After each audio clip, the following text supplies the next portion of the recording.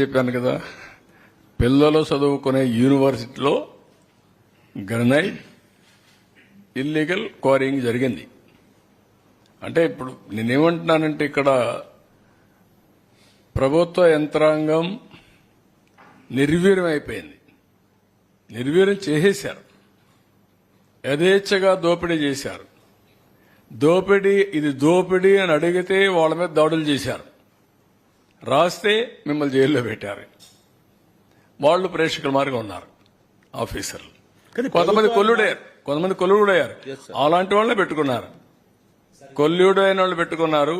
ఏదో కొంతమంది మిగిలిన వాళ్ళు ఎక్కడో లూప్ లైన్ లో ఉన్నారు, ఏమీ చేయలేని నిస్సహాయ స్థితికి వచ్చారు. అదే జరిగింది. బొమ్మలు వేశారు, దాదాపు 700 కోట్ల రూపాయలు ఖర్చు అయ్యింది. ఒక రకంగా చెప్పాలంటే ఉత్తరాంధ్రలో సాగునీటి ప్రాజెక్టులకి ఖర్చు పెట్టాల్సినటువంటి దానికంటే తక్కువ పెట్టారు.